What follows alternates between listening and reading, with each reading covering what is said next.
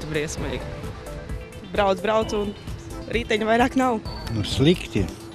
Ļoti slikti. Pagaidām tā ir, kā ir, tie ceļi nav īpaši labi.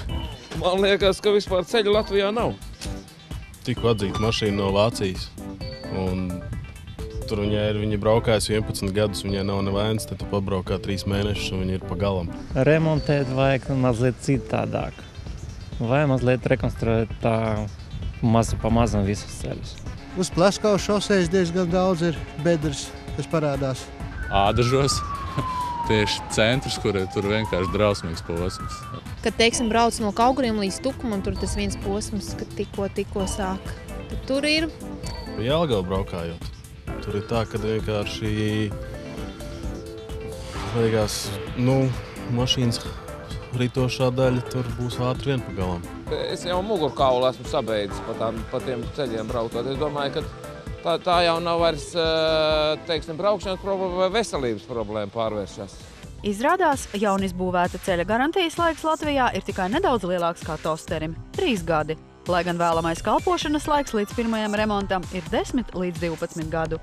Ja problēmas uz ceļa parādās 4. kalpošanas gadā, ceļu būvētājs mazgā rokas nevainībā, tāpēc jo svarīga ir uzraudzība būvniecības laikā. Pēc noteikti sistēmas tiek uzraudzība, teiksim, būvniecības laikā, pārbauda materiāls, respektīvi noņem paraugs, un viņi arī tiek testēti gan mūsu laboratorijā, gan uzņēmēju laboratorijā. Pēc ceļa pabeigšanas tiek arī mērīt teiksim, tehniskie parametri, līdzenums, raupjums vai saķeri, ja vajag arī nespēja.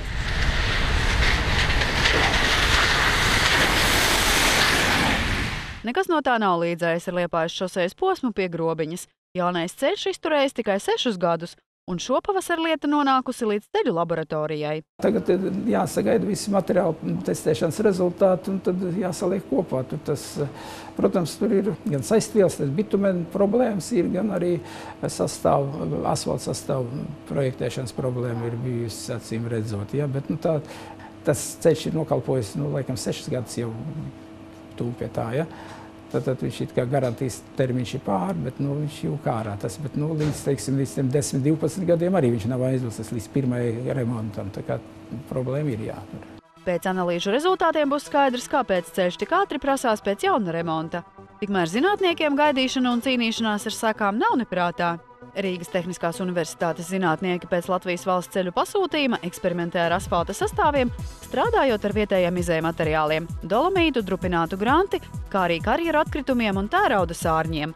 Mērķis – racionāli izmantot Latvijas resursus un sasniegt iespējami labāko kvalitāti, nepalielinot izdevumus. Ir nepieciešams veikt tā saucamas eksploatācijas īpašību testēšanas, performance-based testing, tātad izvērtēt laboratorijās apstākļos asfaltbetona īpašības pie augstas eksploatācijas temperatūras un zemes eksploatācijas temperatūras, nodrošinot apstākļus, tuvinātus reāliem apstākļiem uz ceļa vai ielas. Šeit jūs varat redzēt 3 paraugus, 2 izgatavoti laboratorijā, 1 paņemts no ceļa.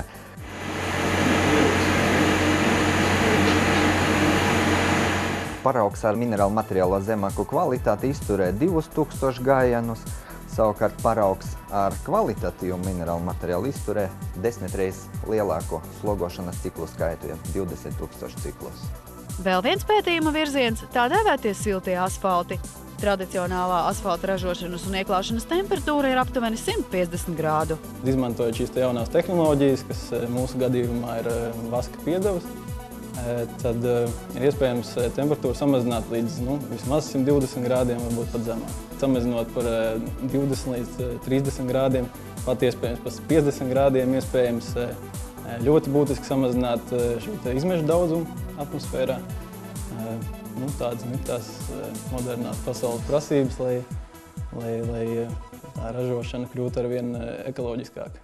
Mūsu ceļi ir tik tālu, ir nokalpojuši, ja ir liela daļa, ja ir 2 reizes, pat 3 reizes ir kalpošanas laiku nokalpojuši. Protams, šie ceļi jūk ārā. Tur arī šī ziņā nepalīdz arī, Eiropas finansējums, jo Eiropas finansējums ir paredzēts kapitāliem remontiem, jeb kapitāliem pārbūvēji.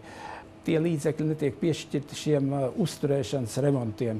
Kalpošanas laiks ir atkarīgs vispār no ārējām no satiksmes intensitātes, ja? Bet vidē 6–8 gadi. Bet gadās arī ceļu posmi, kur 1. un 2. kalpošanas gada jau parādās nopietni bojājumi. Ja mēs runājam par ārējiem faktoriem, temperatūra, transporta slodze, arī pamatnes nespējas zūdums, un ka iekšējais faktors jāmin paša materiāla īpašībās. Mēs jau visi esam autobraucēji. Arī profesori, arī zinātnieki, un ja mēs braucam pa šīm šosejām un redzam, ka pirms gada bija tikko asfaltēta jauna šoseja, un tagad jau ir dziļas rises un bojājumi, tad jautājums ir tāds, ko tad viņi ir uzklājuši un kādi kvalitāti. Visas šīs jaunās izstrādes jau, protams, ir uz to, ka mēs varētu izmantot dažādus pildvielas un materiālus, lai šo asfaltu klājumu padarītu izturīgāku, labāku eksploatācijā un ļoti bieži arī lētāku.